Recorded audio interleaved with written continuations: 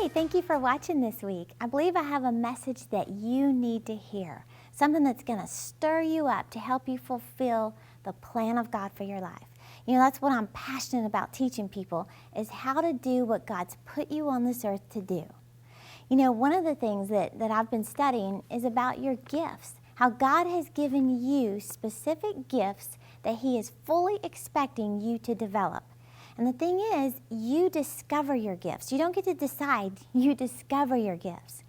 You know, even just thinking about Christmas not too long ago, you know, sometimes you can be sitting around opening gifts and presents with all your family and friends, and you see people open stuff that, you know, maybe you wish you had, like a Coach purse or a Juicy Couture jogging suit, or maybe a gift card to your favorite store or something, and then you open your gift and you're like, thank you. And you really, really wish you had that gift.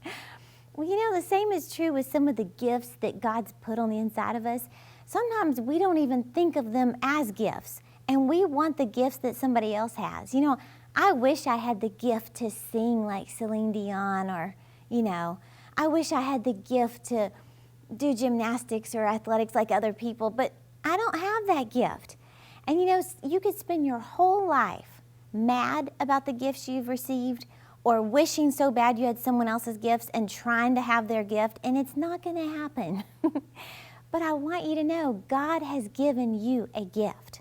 Sometimes you don't even think you have a gift. And the reason why is because our gifts sometimes tend to be so natural to us that we don't even think of them as a gift. But you have a gift God has given you that is unique to you, specific to you and the plan of God for your life.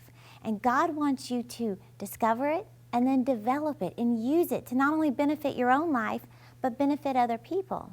You know, in 1 Corinthians 7:7, it says, each man has his own gift from God. One has this gift, another has that. But it says right there, there's the truth. Each man has his own gift from God. That includes women. And then in Proverbs, it says your gift will make room for you and bring you before great men. That's what God has, you know, created these gifts to do, is to bring you before great people, people of influence, people that you admire and respect. Another verse in Proverbs 17, it says, a gift is as a precious stone in the eyes of its possessor. Wherever he turns, he prospers. So your gift, it's instructed to bring prosperity and blessings and wealth into your life. When you discover it and you develop it, that's what can happen. But then in Timothy, we see where Timothy was instructed to stir up the gift of God that was in him. In other words, don't neglect it. Don't let it just lay there dormant. You got to stir it up. Well, you know, I heard this story recently about this diamond mine in South Africa. And this is a true story. And it was talking about this farmer who had this piece of land. He owned all this land in South Africa. But he wanted so bad to be rich, and he wanted to get rich quick. So he spent his life just out searching for diamonds all over the place. And this is back when there were droves of people coming over to South Africa trying to get rich quick and find these diamonds. Well, anyway, he went out searching for diamonds.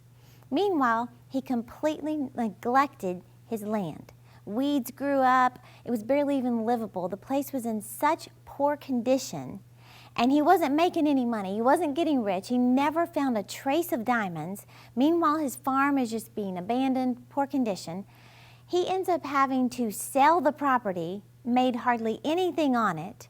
After he sold the property, and he still owed tons of money, he's in debt. His wife finally decides, I can't take this anymore, so she leaves him. Then his own children, who were grown by then, they abandoned him because he was never there for them. He couldn't provide for them, so they abandoned him. Well, finally, this owner, he wrote a note to his family, asked them to forgive him, went out to a river out there in South Africa and drowned himself. This is a true story. Well, years later, this successful farmer bought that very piece of land, dirt cheap, bought the land, and saw it as an opportunity. He thought, I could develop this land, I could clear it, I could clean it up, develop it, and make a lot of money. So he did. He went in, cleaned the whole place up, made it look beautiful. And it was so beautiful that he decided, I want my family to live here. So he moves his family on that land. Well, one day, a couple of months have gone by, and one day his children are out playing in the yard, and there's this creek that ran across their yard. They're out there playing in the water, and all of a sudden they looked down and they saw this piece of crystal that was just shining. It was shining so pretty, and it was producing all these colors. So they reached down and picked it up, and they ran in and showed their dad and said, "Look at this crystal we found in the creek." Well, anyway, the dad thought it was so beautiful that he set it up on the mantle above the fireplace. And every night when the sun would set, the sun would hit that piece of crystal and just produce these rays, that cause these rays to hit all over the house and produce all these colors. It was beautiful.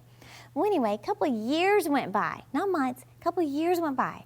They're having dinner one night, and they invited one of their relatives over. As they're eating dinner, sun begins to set, and it hit that piece of crystal, produced those rays that, put color all over the room. And the relative said, "What is producing all these colors?" And he said, "Well, it's the crystal over there on the fireplace."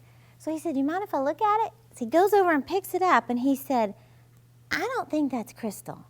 And he said, "Of course it's crystal." And he said, "No, I think it's a diamond." He said, No, there's no way it could be a diamond. It's not a diamond." He said, "Diamonds are little bitty things. It's crystal." He said, "Well, I'm no rock expert, but I don't think that's crystal. I think it's a diamond." And he said, "You don't understand. It can't be diamonds." He said, "Why not?" He said, "Because the creek bed over there is chock full of them." He said, "Could you take me to the creek bed?" So they went out to the creek, got 2-gallon milk buckets, and filled them full of these diamonds. Sure enough, they took them to the city, found out they were diamonds. That man, that owner, instantly, overnight, becomes a multi-millionaire. Of course, he ended up selling the property, mega rich, and turned out to be the wealthiest diamond mine in all of South Africa. Now think about the man who lived there all that time, but yet he was searching everywhere else trying to get rich, trying to find that thing that's going to make him money. But all the while, he had this diamond mine right there in his very own property. Well, I want you to know, that's a cute little story, it's a true story, but you have a gift that's on the inside of you that God has given you, and you could spend and waste your entire life trying to find something else, find a way to get rich, try to have a gift that doesn't even belong to you, when God is saying, "I've put something on the inside of you that's more than enough to provide for you, to make room for you and bring you before great men, but you have to discover it." How do you discover it? You spend time with God. You spend time in His presence. I've got this new message, just came out with this on your gift. And in there I talk about some practical ways to get in the presence of God and to begin asking Him. Bible says, "Ask and you'll receive. Seek and you will find. Knock and the door will be opened unto you." You have to spend some time. God wants you to know the gift. He gave it to you. Of course He wants you to know. But you got to ask Him. Spend some time with Him. I want you to get this message on your gift because I believe it's going to open your eyes up to things you may have never recognized as gifts that are in you. I believe it's very enlightening, and it'll help you this year to discover it and develop it. So thank you for watching, and I'll see you next time.